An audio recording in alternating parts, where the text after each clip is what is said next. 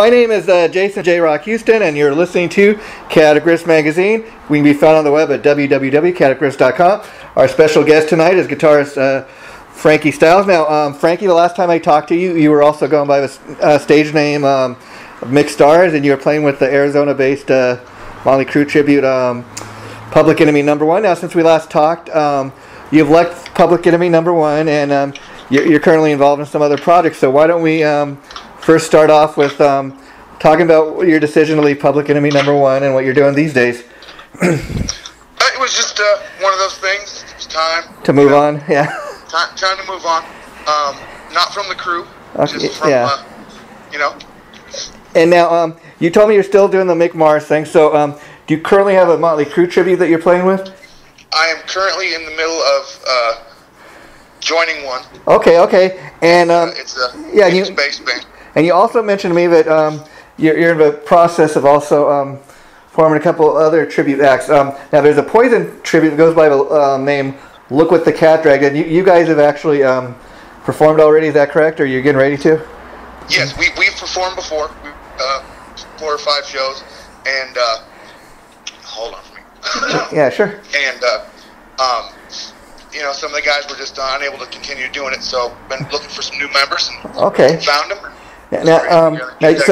So you do the role of Cece in that band, right? No, actually I play Bret Michaels in that band. Oh, how cool that's so.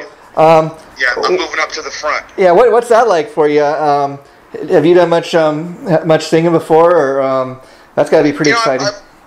I've always been a singer.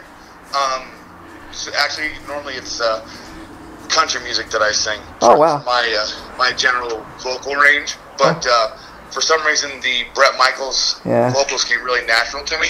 Well, it's funny because he if you listen to some of his solo work, some of that's got like a country feel to it. I mean, even I guess you could say even like Every Rose has somewhat of a country feel to it.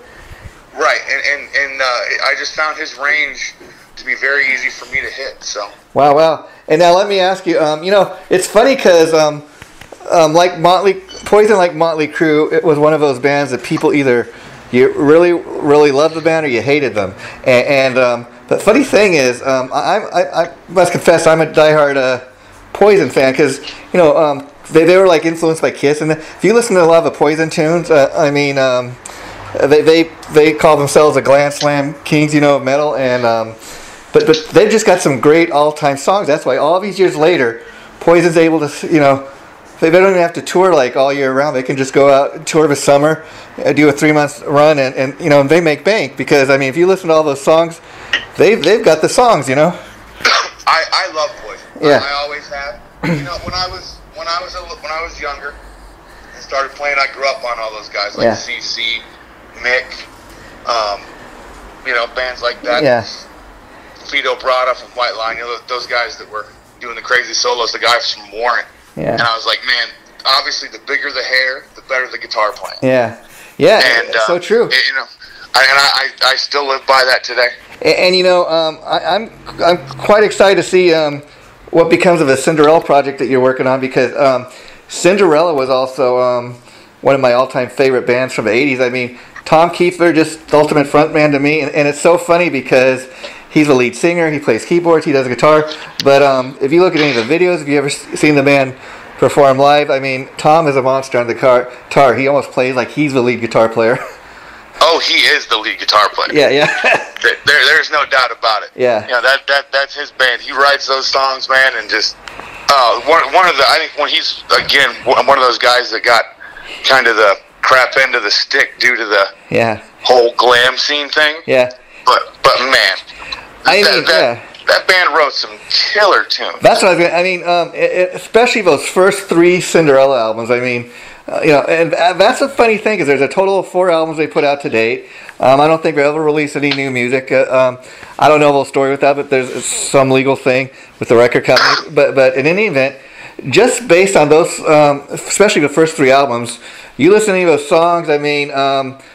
I listen to that stuff in my car when I'm on the way to work, and those songs have really, stood the test time. Like you're saying, Tom's just he oozes talent. He's the ultimate songwriter, and it's funny because they really did get like labeled as a glam band, but that had a lot to do with like back in 1986 when that first album came out. I mean, okay, you look at that album cover, Night Songs, and you know, they looked like they were girls, but whatever. But they were all glammed out. But that's what the scene was back then, and they really played their role, if you know what I mean. Oh, absolutely. But they all did. The first album from any of those bands, they all looked like girls. Yeah. I mean, think about it. The inside even Poison, cover yeah. of the Warrant, Poison. Yeah. The inside of the cover of the Warrant album, the Dirty Rotten Filthy Stinking Rich album. Yeah. They were pretty. Yeah. And, you know, people just got mad because they were too pretty. I'm like, why are you mad? Yeah. Oh, I know. Because you're not as pretty as they are. Yeah, and to me, like Cinderella is a perfect example of what we're talking about. And like, you got the front man, Tom Kiefer, and he, to me, you could pretty much say Tom.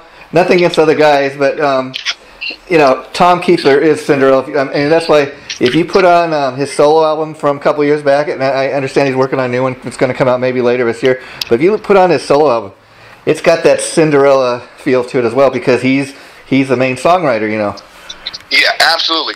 But the show's not the same. Yeah. You know what I mean? Those two guys on the side of the stage, man, really made that show come alive. Yeah.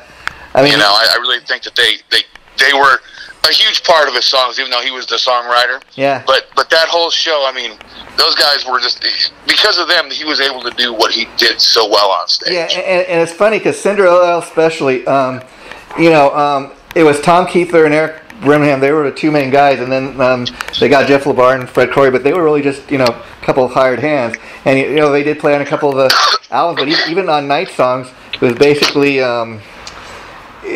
Tom and Eric, you know, and right. The other guys in the band didn't even play on the album. So, yeah, like you said, but all together, kind of like with any band, you know, those four guys made that band. Those four guys together.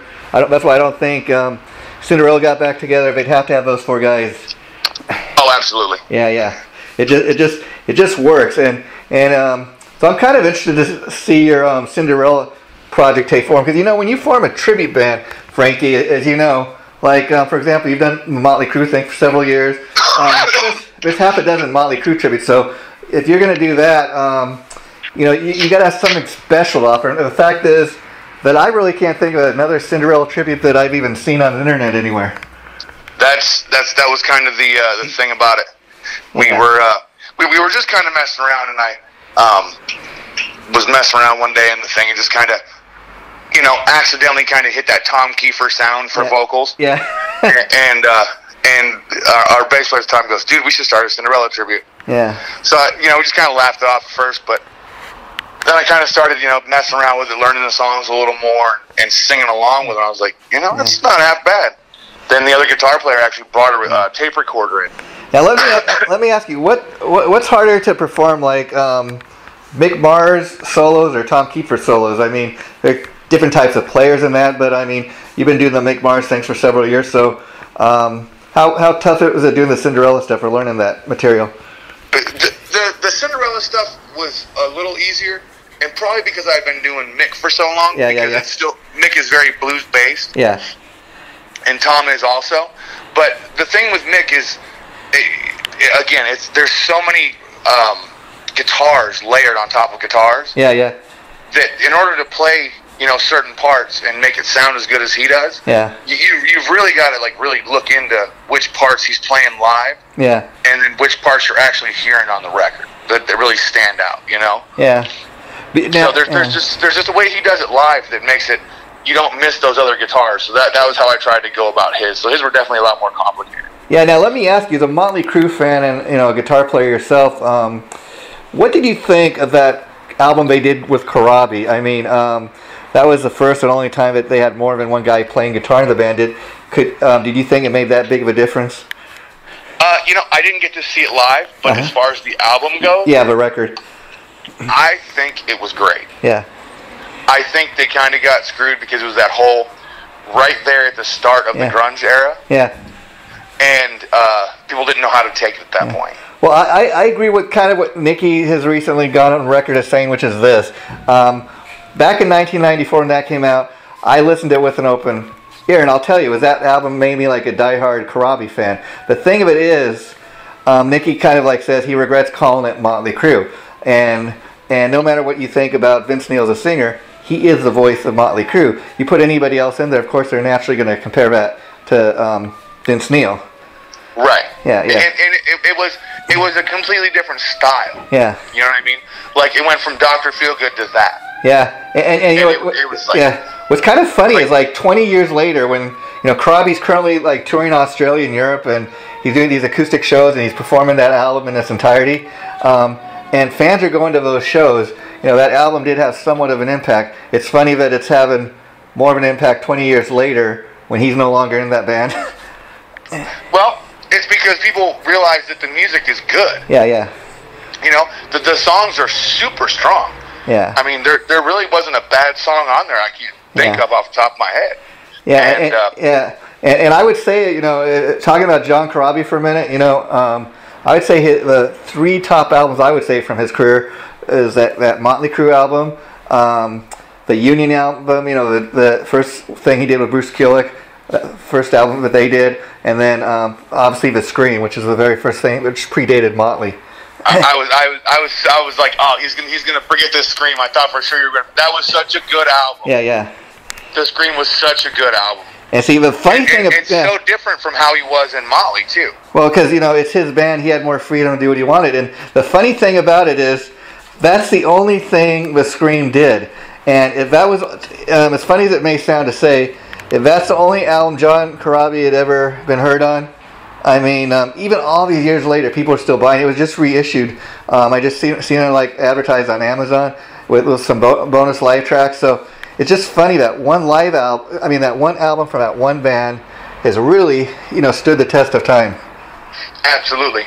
Yeah. Now, it's just one of those albums that kind of got swept under the rug in the whole hairband, you know. Yeah. Now, being that you're a bit of a Motley Crue fan yourself, Frankie, I was curious. I want to talk to you a little now and get your thoughts on the Motley Crue Dirt movie. What did you think of the film overall? I thought it was incredible. I actually had to watch it twice, though. Yeah, you know, I will say this. If you go online, you read what a lot of people are saying.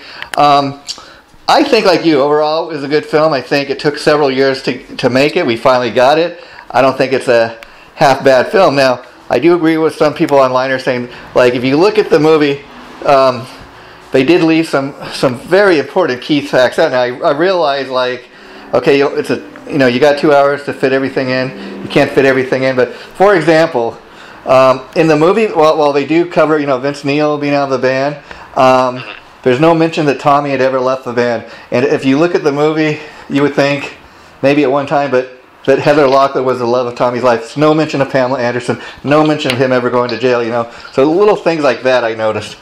Well, I don't think they quite got to that. Yeah, yeah. Because Tommy didn't leave the band until after... Like New Tattoo. Generation Swine. Yeah.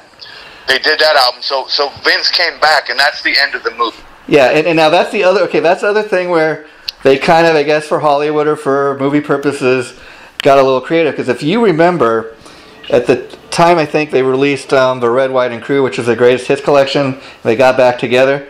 At first, especially Tommy, he did not want Vince coming back to the band, and they were not really getting along. Now, if you look at the movie, it's kind of like after Vince's daughter dies. Oh, Vince, we're so sorry your daughter died. We miss you, buddy. Let's come back. From what I understand, it wasn't even like that. I read a Nicky Sixx book a couple years back where he was talking about, you know, man, Vince's daughter died. We didn't even reach out to him. You know what dicks we were. Right. Yeah. So little things, and then the only other thing I really noticed was like the guy that plays Doc McGee. He says, "Oh, you know, I'm Doc McGee. I managed the Scorpions and Kiss and all these other bands and Skid Row, but he didn't manage any of those bands until after he got fired from Motley." Oh, well, and see, I think that was just like to more of like to let the fans know who he really was. Yeah. Because even that one part where they meet Doc McGee in their little shit apartment. Yeah.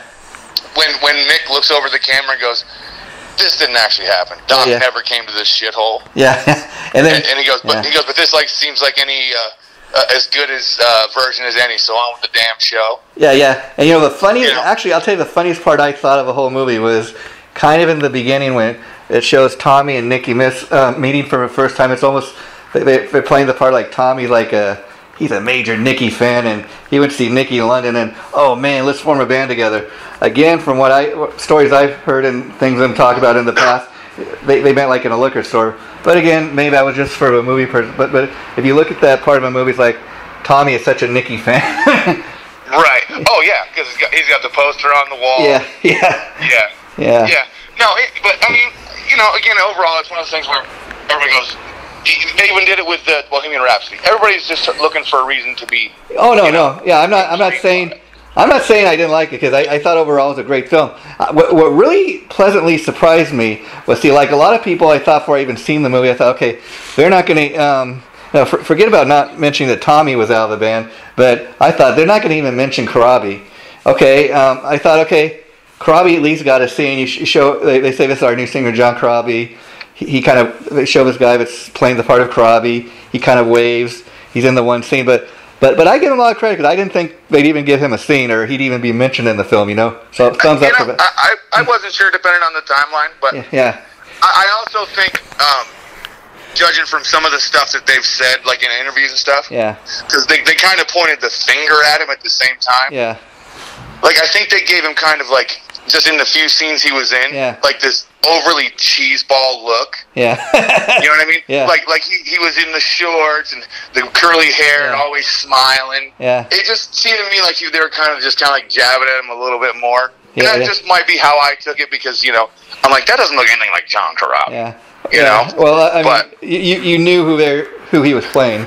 So, right. And now let's talk about the music. Now, I'm really glad, because that they put together the soundtrack, because the thing was, originally when Saints of Los Angeles came out, that was supposedly, this is going to be the soundtrack to the movie, and it got some great tunes on that, but I really dig the soundtrack overall. I mean, it's kind of interesting, like, 6 or 7 songs on there are right off Too Fast for Love. I think that album featured more heavily than any other Crue album there. Well, I think they did a lot more showing. I think they did. That was the longest era they really spent time in, I think, in the movie. Yeah. After that, it was kind of like quick stuff. You know what I mean? Now, like I will the say video this, shoots, like, or just on stage afterwards. I've heard all these Motley Crue songs, because I'm a diehard fan like you, but like I'm glad they showed some love for like a song like "On with the Show," because that's a tune that not a lot of people, unless you're a real diehard, have even heard. Right. Oh yeah, that's one of those gems that's way overlooked. Yeah. Just kind of get buried, Yeah. And I'm like, that was one of my favorite songs to learn and play a lot. Yeah, and it's almost like when people think of a power ballad, people think automatically of Home Sweet Home, but that song obviously predates Home Sweet Home. I dare say that's the first Motley ballad. I would agree. I would agree.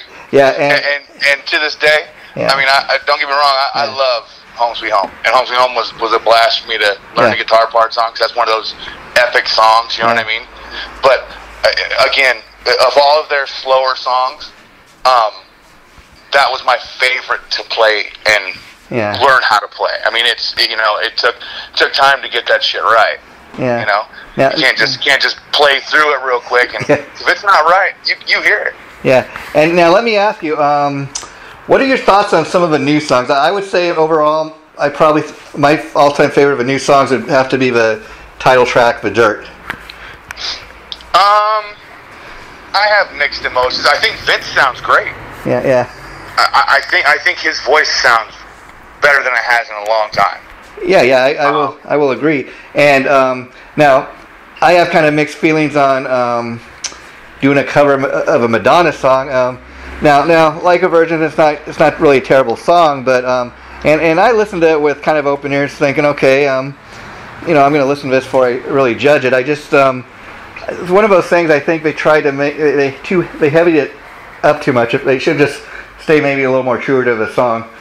I think personally they could have found a better song. I agree. Yeah, I mean, even like it's just I think there was if you're going to cover a Motley song, they've covered so many other songs, and if you're going to pick one, it seemed like they were just trying to like off the wall it. Yeah. You know what I mean? Yeah. Again, that's just my personal opinion. Yeah, I mean, I don't hate it, but I mean, I'm not going to buy that. It's one of my favorites. Yeah, I mean, let's talk about some of the other songs they've covered in their career. I mean, I think the ultimate Motley cover's got to be Helter Skelter. Agreed. I mean, the funny thing about that is the Beatles are thought of as like a pop band. Most of their stuff is poppy, and you hear it on the radio. But the original version of Helter Skelter, that's a pretty heavy track. Now, Motley did, they really metalized it and made it their own. A lot of people don't even know Helter Skelter is a Beatles song. They think of it as a Motley Crue song. Well, and I was never a Beatles fan. Yeah. So for me to hear that song, and originally too, I thought it was a Motley song. Yeah, that's what I'm saying. And then, I mean, I was flipping through the dial and on one of the classic rock radio stations that plays the Beatles, and all of a sudden there's Helter Skelter. I'm like, no way. Yeah. I'm like, so I'm like, I give a little respect to the Beatles. I mean, it's not my cup of tea, but man, they write a good song. Yeah, and then then the next song they covered was, of course, "Smoking in the Boys' Room," which is an old blues Bronzo Station song. They really Motley that one up too. It was a little more poppier than Helter Skelter, but I mean that's another song that people think of that as a Motley Crue song, and they might not even know if other band even existed or did the song. Well, that was one that I didn't know beforehand. Yeah, that's what I mean. Until recently, I always thought that was a Motley Crue song, just because of my age and stuff, you know.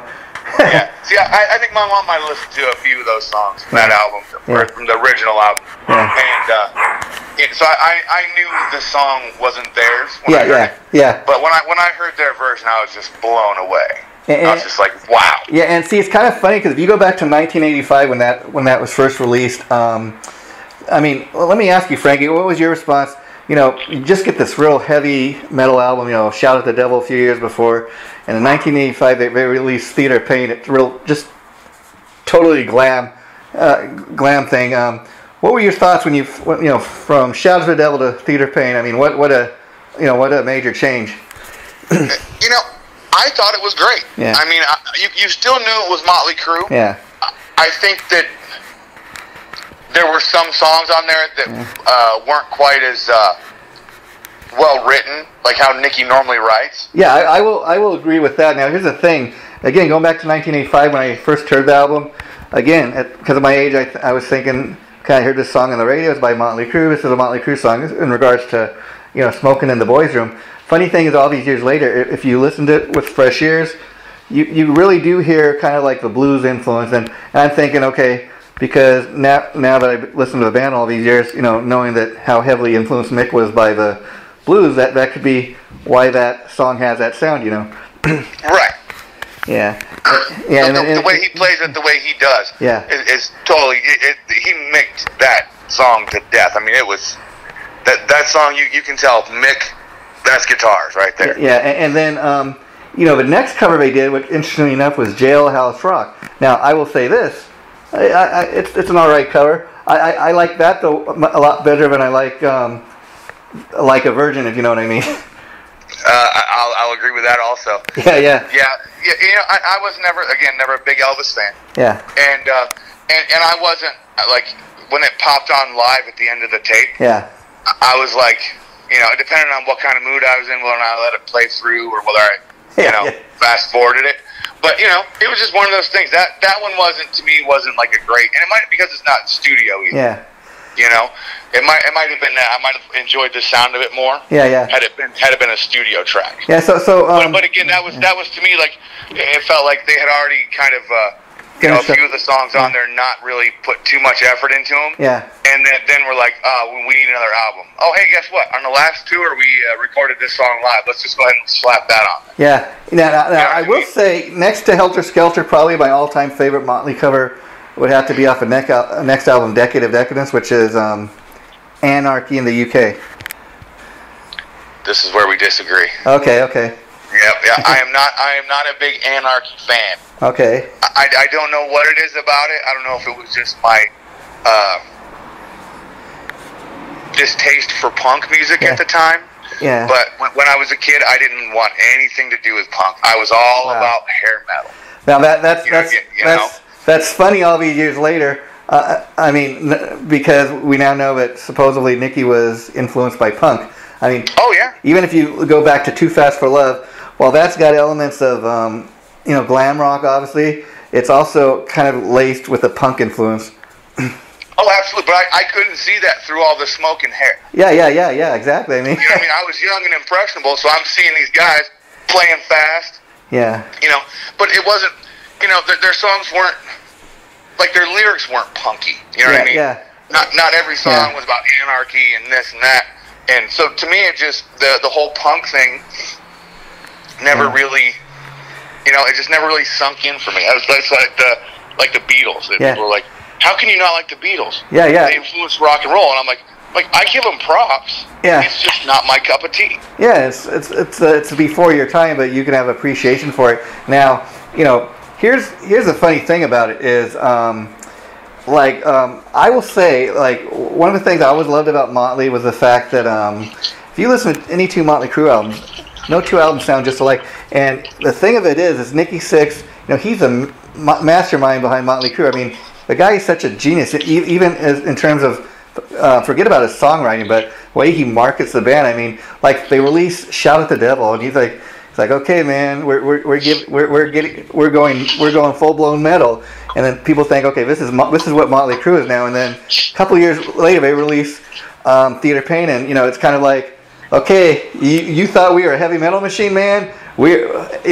F you guys, we're going full blown glam, you know. And see, Motley Crue for all these years really was one of those bands that was the anti-establishment.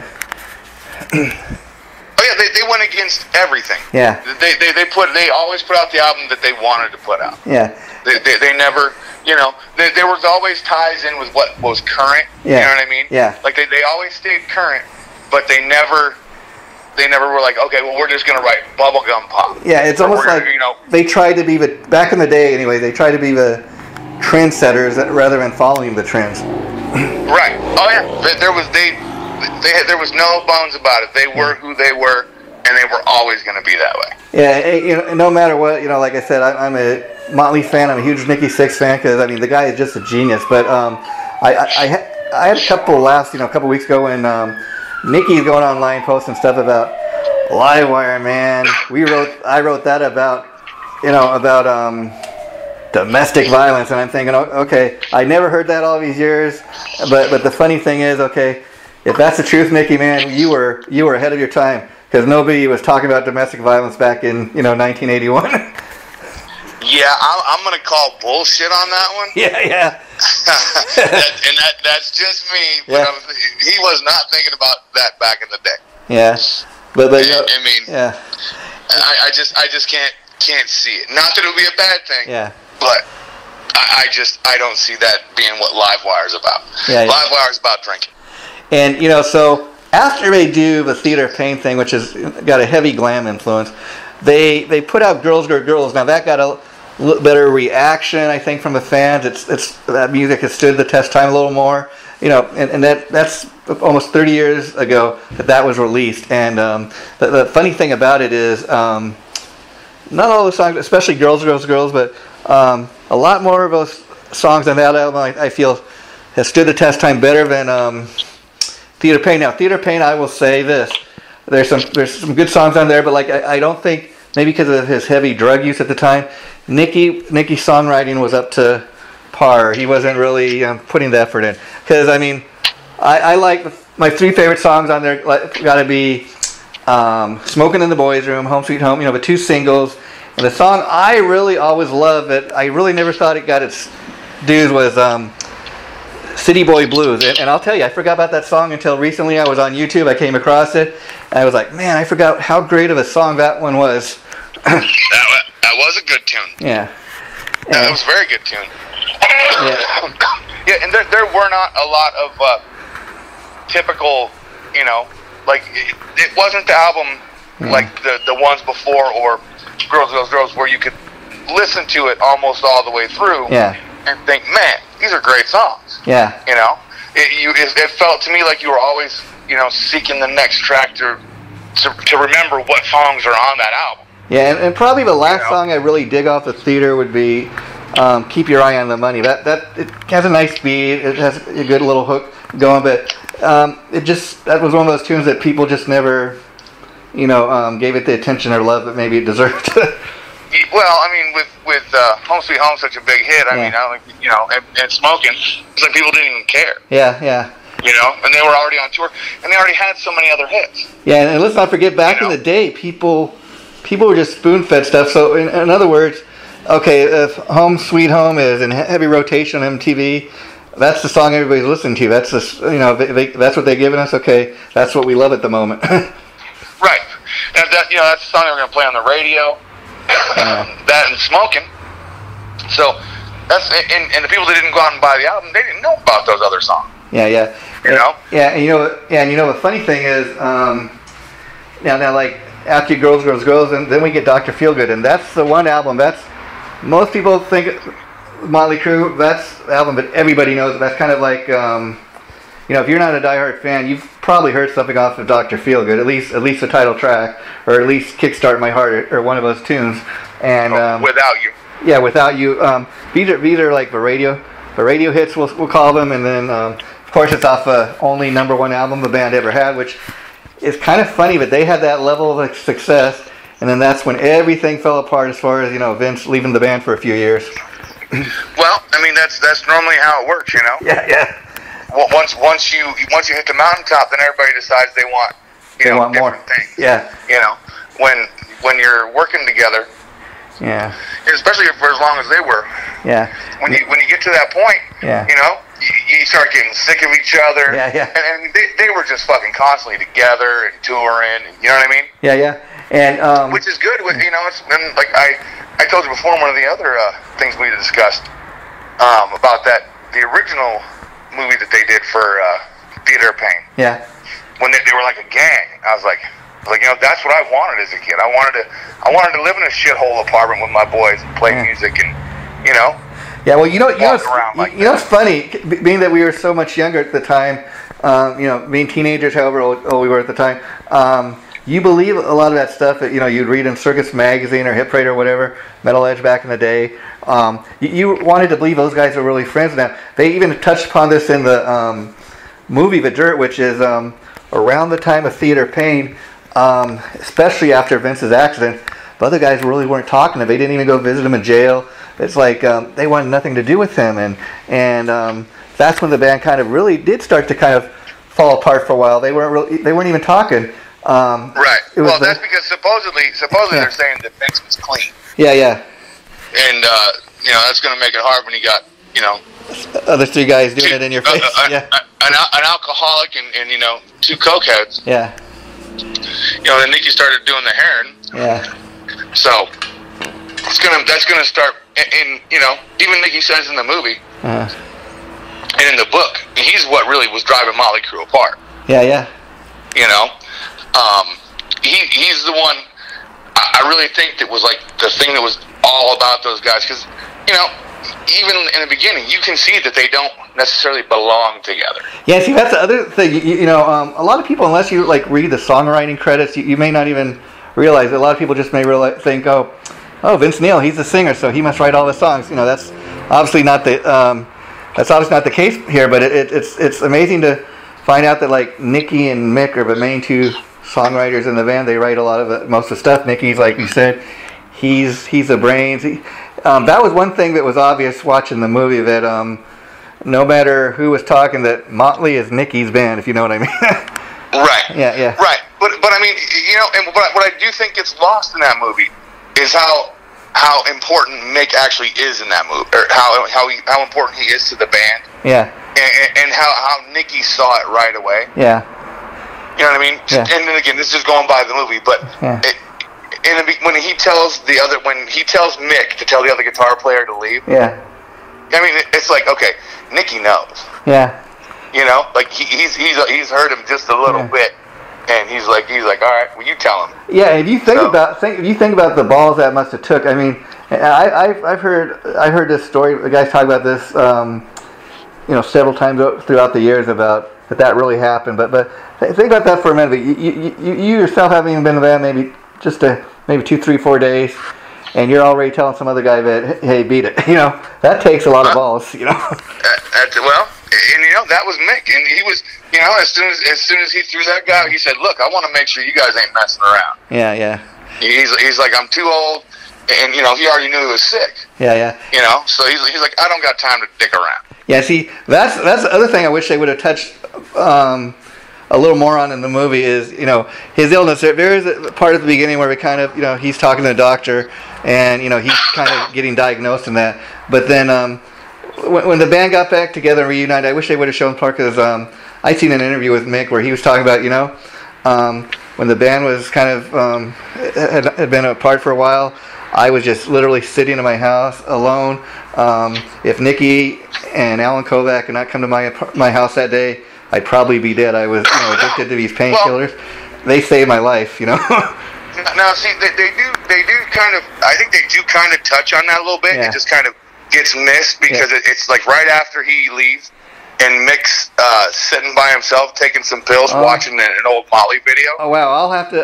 That must be a scene I missed. See, I'll have to go back and watch that. See, a couple other people said the same thing. Yeah, you got to go back and watch the movie. Is a little bit before, I think, like the final stuff happened. Yeah, yeah. Now what I mean? Yeah, what I did like at the end is when the credits roll. I liked the part where they had the shots of the original actual Motley Crue guys, and then the guys that played in the movie, kind of showing them, you know, on each side of the screen. Like they'd have the real Nicky Sixx, the guy that was playing him in the movie. I thought, okay, that's pretty cool to do it that way. Right, and when they showed some of the scenes that they recreated, like the girl in the video throwing a shout at the devil, how she puts her hands over her face. Yeah, yeah. Her hand up in the air. I'm like, oh, check that out. I'm like, that's pretty cool. Yeah. Yeah, I thought they did a great job, and I think again, it was one of those things where Mick is so overlooked that I really think that the movie shows how critical he is to the band. Yeah, yeah. Because I mean, there were a couple times when it was, you know, he never called Tommy by his name, so I called him drummer. Yeah, yeah. You know what I mean? Yeah. He's like you know, he gave Nicky shit a bunch of times. Yeah, yeah, yeah. You know, but then there was a couple times where he was like, you know, where he was funny. Yeah. You know. Yeah, and I'm like, man, this is the best way to portray Mick. I mean, this is, but it's still. I think it was just a bit too small of how important he is, but it did every time they touched upon Mick. Yeah. It really was how important he was to the band. Yeah. Now, what did you think of the actors as far as how they portrayed the guys? I mean, I think the two best actors. I thought the guy that played Nicky and the guy that played Tommy. The other ones were all right, but there were some scenes where, to me, the guy was almost dead on. He looked exactly like Mick Mars, and there are other scenes where, okay, that's supposed to be Nicky or that's supposed to be Tommy, except, you know, Mick was so skinny, you know, you could kind of tell, okay, that's a Mick guy. Right. Yeah. It was, you know, and originally I wanted to hate the guy that played Tommy. Yeah, yeah. Because he's that Machine Gun Kelly guy. Yeah. And I just wanted to hate it just because of all the stuff in, like, Twitterverse. Yeah. You know, the Instagrams and all that stuff. And I swear to God, when I got done watching it the first time, I was like, I cannot believe that that Tommy is my favorite guy in here right now. Yeah, and I will say this, okay, for the guy. I really haven't heard any of his music. I know he's a rapper and that, but so not even really haven't heard his music or not. Just based on what I know of the guy, I think maybe he should consider being an actor, because he's a pretty good actor as far as, you know, what he did in this movie. And I haven't heard any of his music either, and I don't mind rap. Yeah. But it was just like, I heard all this stuff like leading up, like before the movie, like, Machine Gun Kelly's in this Twitter feud with this guy, and this guy's in this feud with Machine Gun Kelly. So I just wanted to hate it because I kept hearing the guy's a douchebag. Yeah. But I was like, Jesus Christ, this guy's a genius, is Tommy. Yeah, see, he's got not necessarily the look, but he's got the Tommy energy going. You know, Tommy's kind of on that. He's kind of like a real hyper guy and hyper everything he does. But so he's got the attitude, you know, down. Again, I was blown away. Yeah. The guy who played Tommy, I thought was, you know, kind of dark enough. I didn't think he looked like him. I do think the guy that played Vince. Yeah. And the way that he played Vince in the movie. Was perfect. Yeah, there's no doubt who that. I mean, because I can totally see just his attitude, like some of his little smirk things. I'm like that's a good Vince right there. Yeah. Now we touched a little on the Karabi album, so we don't really have to talk too much more about that. But so let me ask you, at the time, we're talking 1992 here, in the point of this conversation, when Vince left the band, what did you think of the first Vince Neil solo album, Exposed? I think I only heard 2 songs off of that album, to be honest with you. Yeah, I will say that. Yeah, I thought of everything he did. Was Rock and Roll Junkie off that album? No, actually, I'll tell you a funny story. Rock and Roll Junkie is actually a Motley Crue song that was on the soundtrack to Ford Fairlane, which is a movie that Vince had a brief appearance in, which was a Andrew Dice Clay movie. And right. I think they cut that right before Vince left the band. That's actually a Motley Crue tune. And it's funny because that's one of those rare Motley tracks, like kind of a deep cut. But that's one of my all-time favorite Crue songs. Well, I did not know that was a Crue tune. I totally thought that was a Vince song. Yeah, and the whole time. Well, obviously it's got him sing, but the funny thing is, I think probably why you thought that was Vince did appear in the movie, but that appeared on the soundtrack, and I think they cut that because Rock and Roll Junkie. If you go back, that's also featured on Decade of Decadence as one of the new tracks. Yeah, on Decade of Decadence they have like 4 new tracks. And that's one of them. Okay. Yeah. So that's kind of. I will tell you this: if you haven't had a chance to hear it, overall it's a pretty good album. It's probably the most Motley Crue sounding album he's done outside of Motley Crue. And the funny thing is, Vince co-wrote a lot of the tunes, like with Jack Blades was one of the writers, the guy from Night Ranger and Damn Yankees. He wrote a couple of tunes with Phil Salson, the bass player from Last in Line. He played on The Ultimate Sin with Ozzy. So he had a couple of guys that wrote with him. But that's a pretty good overall Vince album. If you haven't had a chance to check it out. So Steve Stevens didn't even write any of those songs? He wrote some of them, but like I said, he had different. Okay. So Steve Stevens, I think Robbie Crane, that ultimately he was in Vince's band for a while, and then he ultimately went on to Rat. Right. Yeah. And now after that, they did when they all got back together, they did Generation Swine. What are your thoughts on that album? My thoughts on that album was they should have done another Greatest Hits album. Yeah. I will say this. Honestly. It's kind of funny. I think some of it's kind of like an Motley Crue gone industrialized music. They're trying to be like Nine Inch Nails or something. But some of those songs to me stood up much better than the Theater Pain. And I haven't heard a lot of these songs in several years, but like I was researching some of this stuff in preparation for the interview tonight, and I was like, man, like first song, Find Myself, that's not half a bad tune. Tommy does a ballad, Brandon, which I guess is dedicated to his son. They got Nicky singing a couple tunes. So if you're a Motley fan, it might be something to check out. But like you said, it's not one of their greater albums. Yeah, I think the only one I remember off that album is what was the one that was on MTV? Afraid. That would be the single. Yeah. Afraid. Yeah, it was Afraid. Now I that's the only song I really remember. And yeah, and then I do think. I mean, if you say it's a decent album, I may have to go back and check that out. Yeah, I mean, maybe later when you get a chance to go on YouTube even and check some of that stuff out. Like I said, for what it is, I mean, there's a couple like they're not major hits, but I think they stood the test time. I love the very first track on that album. It's called Find Myself. Like, gotta find myself some drugs, but it's just got a great hook. A couple of Generation Swine, the title track. I think that's an alright tune, but again, it's not something. If you were to go to see the final Motley Crue concert, they played in Los Angeles. That probably wasn't on the set list, Oh yeah. Well, I got the DVD as soon as that was available. Yeah. And it's definitely not on there. Yeah. I mean, I can't think of any songs from that album that are on the final tour CD. Now I got to ask you because I got the same thing you're talking about, the final show CD. I love some of the bonus footage on there. The concert overall I thought was just killer. It was one of those things they had all the songs in there you wanted to hear. Now I think that was a much better live album than the other one, Entertainment or Death, which they're like live tracks from various different shows. It's all right for what it is, but like I think that final show, that's a better live collection to me. I think that the DVD, it sounds great, it looks great, it's everything you want from Motley Crue, and the ride breaks down. Yeah. I mean, it doesn't get any more Tommy Lee than breaking the roller coaster. You know what I mean? Yeah. So unfortunately I couldn't be there, but I was glad that they put it out there on the DVD so I could see it.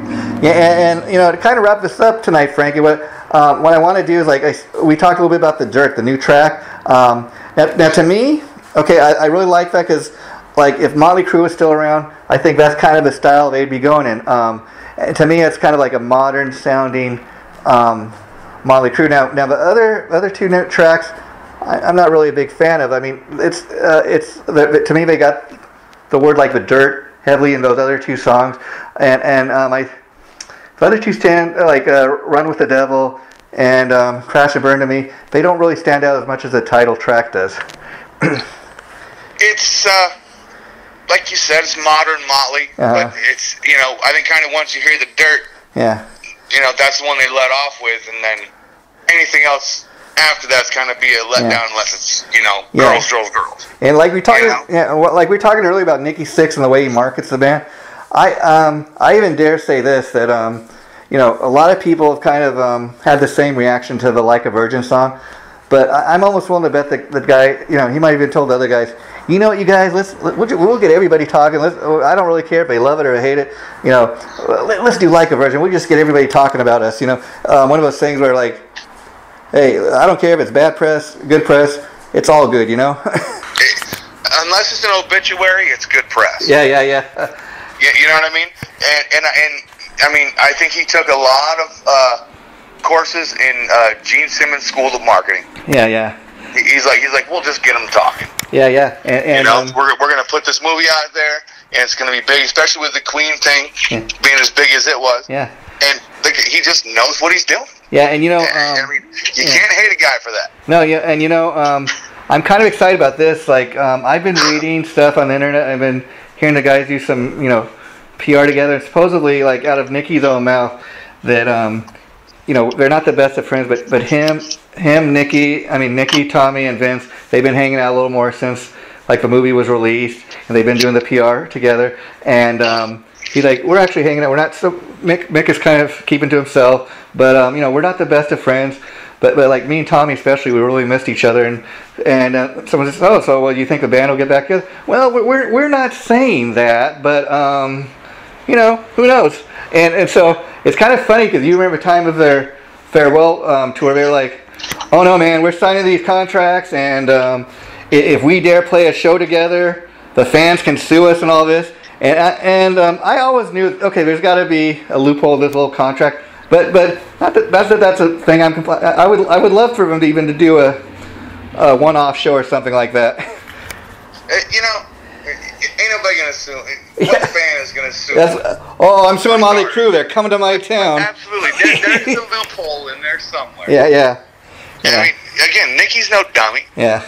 Yeah. And these guys were like, all right, well, if this movie is good, we're gonna have to tour. Yeah, and they'd be fools not to. Yeah, and what I'm excited about is this. Okay, so right now we're getting all this stuff from the Dirt movie, the soundtrack, the movie. The guys hanging out together, talking about maybe we will, maybe we won't. And then I've been reading stuff online about there's going to be some big announcement with 6 a.m. I've heard stuff about they're going to put out a greatest hits album sometime in 2019. They're going to record 4 new songs for that, and that there's a chance that they're talking about going out on tour. Now, again, 6 a.m. he was going to just wrap that up and never do it again, but I think that's cool too, because 6 a.m. is one of those bands that I don't think the story is kind of really totally wrapped up on that band, And I love the fact that when Nicky decided to really form another band, he could have gone out and made the band sound like Motley Crue, version 2, but they sound nothing like Motley Crue. And it's amazing that it's the same guy that wrote the songs, for Motley Crue. Well, and again, I mean, you know, his 6 a.m. stuff, it's not surprising because, I mean, he's the same guy that wrote the Motley Crue album that nobody likes, but that's awesome. You know what I mean? Yeah. Because it doesn't sound like Molly. Yeah, no, it's you know, it's him writing in a different style. Yeah. And so I think that's great. I mean, if you're that talented, why not? I mean, geez, you know, I'm surprised he wasn't writing with other people like Paul Stanley used to write with a bunch of people. You know what I mean? Yeah. Just write a bunch of. I'd be out there writing as many songs as I possibly could. Yeah, it's just you know. I mean, the one guy I know that kind of does that is John Five. He's a guitar player, played with Rob Halford and Rob Zombie, Marilyn Manson. He's written stuff like with Leonard Skinner and just Meatloaf and all kinds of people. I think even the Scorpions. Why does everybody forget that he was one of David Lee Roth's guitar players? Yeah, and then I even heard him talking recently. I'm kind of excited about is he did an album with David Lee Roth that hasn't even been released yet. That's kind of just sitting in the archives, and he's like, I think eventually it's going to get put out there. I hope so, man. That guy's a great guitar player. Yeah. And now the final thing I want to ask, what are your thoughts on Saints of Los Angeles? I will say this, after Generation Swine, I thought it was kind of a return to the classic Motley sound, if you will, and kind of if that was going to be their last bit of new music, what a way to go out on, you know? It was gritty. It was Motley. Yeah. I loved it. And you know the funny thing about that, now I've read a lot of people saying stuff like this online, but it's kind of true. That was like the final Motley Crue studio album at this point anyways, but who knows what may happen in the future. But the funny thing is a lot of those songs on the Saints of Los Angeles album were co-written by DJ Aspa and James Michael, which make up the other half of 6 a.m. Right. Yeah. And that makes sense. Yeah. You know, and you can kind of tell because I don't necessarily think it's and this is one of the things I've always said where when I was learning Saints of Los Angeles, I was learning the guitar parts of that, and I'm like, this isn't typical Mick. Yeah. You know what I mean? I'm like, there's something not right in like the way it's recorded. Yeah. I'm like, it's just different than the typical Mick stuff. Yeah. So I mean, that makes perfect sense. Yeah, like I think my two all-time favorite tracks on that have to be, well, the title track, and then I would say Down with the Whiskey, but I also like White Trash Circus. Absolutely. Especially if you've seen the video, it's just kind of real far out there. Yeah. I think I've seen every freaking Motley Crue video. Yeah. And a million times. You really can't go wrong. Now, before we wrap this up, Mick, is there anything else you want to talk about? You know, I got these new bands coming out. Yeah. Which brings me to the final point I was going to tell you, which is this. You know, before I contact you about doing the interview tonight, I went back and listened to a couple of our previous interviews we did, and man, those really stand the test time. I always enjoy talking to you, so that's why I looked you up. I thought, okay, it's been a couple of years. It'd be fun to talk about the Dirt movie, but now that I hear you have these other two projects, let's make a point of keeping in touch, and when you get the other bands, you know, really going, especially since you got the Poison one going, maybe in a few months we could talk about that. But I just love to keep in touch with you, so let's keep that in mind, okay? Absolutely, I am always open, man, and I'm so glad that you reached out to me. And again, I love Motley. You know, I will always, like I said, I have not stopped doing Mick. I will continue to do Mick until the day that I die. Now Poison is interesting too, because, like I said, they just got so many. They got so many great hits. I mean, like you could put on Poison's greatest hits. That pretty much makes up the whole the band's set list. You can almost guarantee you're going to hear every song on that album when you go see Poison live. But that's pretty much what I do. As far as the studio albums, I was curious. What's your all-time favorite Poison album? My favorite Poison album is probably. Yeah. God, you know, it's probably. Look What the Cat Dragged In. Yeah, I mean, I go between Look What the Cat Dragged In, just for the simple fact that was the very first Poison album, and then I go between that and Flesh and Blood.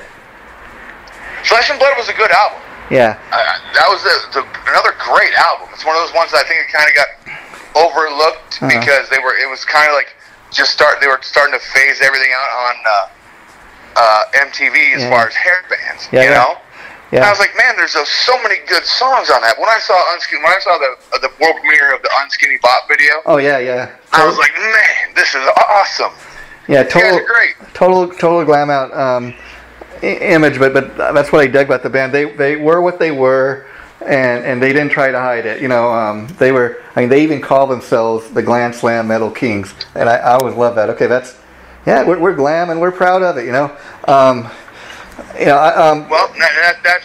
that's why.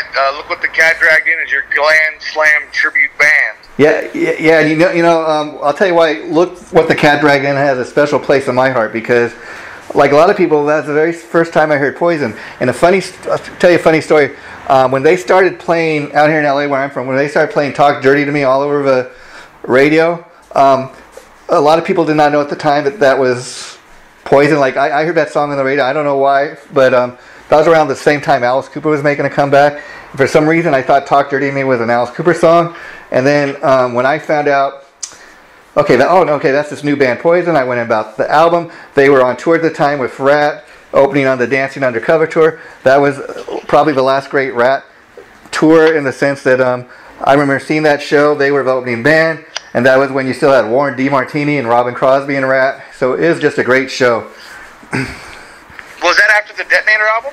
No, that predated Detonator. It was Rat, and then Invasion of Your Privacy, and then Dancing Under Your Cover, and then I think you had Reach for the Sky, and then Detonator was like the final Rat studio album. Yeah. Reach for the Sky. That was Robin's last album, right? Yeah. Well, at the time, people thought he played on Detonator, but I guess recently they came clean that he didn't even play on Detonator.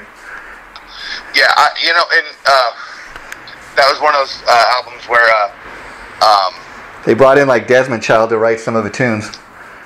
Okay. Yeah. And that was my 11 Years of Dirty Job. That was my first actual thing for Rat. Yeah, it's funny you bring up that album because until I heard that song, I was like, "Whoa, who are these guys?" And they'd been around for a while before, and it's kind of funny that you bring that album up too because that was like for several years that was the last thing Rat would do for a while, and as far as new music. And if you go back and you look at those first 5 Rat studio albums, those are like the classics. Those are the ones that really stand up, and it's kind of funny that the guys in Motley Rat were friends back in the day, and it's kind of funny that Rat they had the hit songs. They were all over MTV like Motley, but they never broke out in a huge way like Motley did. But if you go back and you listen to any of those songs, especially off the first 5 albums, those songs, I'm talking about like Wanted Man, Round and Round, Lack of Communication, even something like Loving You is a Dirty Job off Detonator. Those songs, that is a Rat sound. And the thing I always loved about Rat is you had 4 guys in the band that were writers. I mean, that's what I always thought was funny about Bobby Blotzer trying to take ownership of a name. And he tried to sue the bass player Juan Crosier, and it's kind of funny. It backfired because all those other guys wrote the tunes that he was trying to, live off of. Right. Yeah, but Rat's another great band. Well, see, and for me, the reason that like that album and like I didn't get to see a lot of videos when I was growing up because unless like one of my buddies was lucky enough to get like a VHS tape. Yeah, VHS back in the day. Funny you mentioned that before we really wrap this up because last interview we were talking about the fact when you'd mentioned Theater Pain is probably my overall favorite Motley album, but I'll tell you what I really want to talk about: the uncensored video, and that's kind of has become a thing of legends, as you know, Frankie, because even all these years later, it's never even been re-released on DVD. It's remained out of print for all these years, but you can watch it now on YouTube. I've seen. Can you see the whole thing on YouTube now? Well, you know what? I actually back in the day when DVDs first started coming out. Yeah. They were making DVD recorders. Yeah. So you could take your VHS player and plug it into the back and make it into a DVD. So I have it on DVD. Yeah. So, and again, that right there, again, when like I said, I didn't have MTV in my little town. Wow, wow, yeah, people. They didn't offer it. So I moved to Washington D.C. in 88, 89, and that was when I first got to like really soak in MTV. Wow. So that's when I started to get to seeing all the videos. And unless I was up late enough for Headbangers Ball, I was seeing the stuff that was new. So that's when I got to see Detonator and Dr. Feelgood and stuff like that. So my friends like that, but I got into Wasp through like VHS tapes. And, wow. I saw my buddy came over with that Motley Crue album. And I was like, I want to be a guy riding on a Harley in a gang, doing an interview, driving down the road. And then there's Mick. Yeah, driving his Corvette. Yeah, just being, dicky little Mick Mars, and I was like, oh my god. Yeah, yeah. That's when I fell in love with Motley Crue. I was like, man. Yeah, from the girls in the mansion to riding Harleys to driving Corvettes. I mean, it was every reason to start playing guitar. Yeah, and it's kind of funny you bring that up because MTV is still around today, but the funny thing is you're talking about a time when MTV actually stood for music television, and they actually still played music. It's kind of sad what it has turned into. It's almost like it's turned into reality TV. Well, and that blows too because when I got satellite, I was like, oh my god, VH1 Classic, they play videos. So they have blocks of like metal videos. Yeah. I mean, they play a lot of the old stuff. Yeah. And I'm like, oh, this is great. And then what happens? MTV buys it out. Yeah. And they screw it all up. Well, yeah, and the sad thing about that, even I was, I used to love VH1. Like I would watch. I'm talking about even last couple of recent years when Eddie Trunk was still on. He had that metal show, and the funny thing is that was the metal audience made that the #1 VH1 show. Yet the reason the show got canceled, from what Eddie said, is that it got too costly for the studio to keep making new episodes, but yet it was the #1 film. I mean, that is so Hollywood. and you know what sucks? I only ever watched one show of that, and it was the one where Mick Mars was the guest, and Tom Kiefer was the guest guitar player. Yeah, wow. I was like, I just wasn't into, I just didn't watch it a lot, but I heard, oh, Mick Mars is going to be, and guess what? And this was right after we had talked about first starting the Cinderella thing. Yeah, yeah. So the Cinderella thing's been in the works for a while. It's just, it's a labor of love. And then that's the last thing I want to ask you about. In regards to Cinderella, this is probably going to be hard. Can you pick a favorite album? I'll tell you, I go between maybe Night Songs and Heartbreak Station, just because Night Songs was kind of my introduction to the band, like a lot of people, and then I thought by the third album, they really nailed it. My favorite album is definitely Night Songs. Yeah, yeah. I love. There is not a song on there that I will fast forward through ever. There you go. There you go. Yeah. And my second would definitely be Heartbreak Station. Yeah, and I mean that was. And the funny thing is, a lot of people love that second album, The Last Mile. They definitely got some good songs on there, but I think if you go between Night Songs and then Heartbreak Station, you book in Cinderella like that. It's kind of, this is what they started out as, and this is what they became. Because the great thing about Night Songs, you put that on, they kind of had an AC/DC feel to their stuff too. And then you look at the cover, you don't know, okay, are these guys a glam band? Are they a metal band? Are they a blues band? They were all over the place. Well, and this was my theory. Night Songs was their heavy album. Yeah, yeah. Long Cold Winter was their light rock album. Shooting for Radio and MTV, obviously, yeah. Right, but then Heartbreak Station was the album where they figured it out. There you go. It's like they were two different people. Yeah. And then all of a sudden they put them together, and I think both of the first two albums are very well represented on that third album. Yeah, and it's funny, by the third album, all of a sudden, like you said, but it was kind of that time when grunge came in. They weren't selling like they were on the first two albums, and then they did the fourth album, Still Climbing, which I think is a decent enough album, but it just didn't get a fair shake at the time. yeah, it wasn't going to. It had had potential. I don't think that. I think that's where the band had friction because. Yeah. And I think that was a lot of part of it because where a lot of bands had problems because album sales start dropping. Yeah. People are going to start pointing fingers. Yeah. Well, whose fault is it that the album's not selling? Yeah, yeah. And I think it just was, the songs just were a little, they weren't quite as good. Yeah. There were a few more stinkers on that album. Yeah.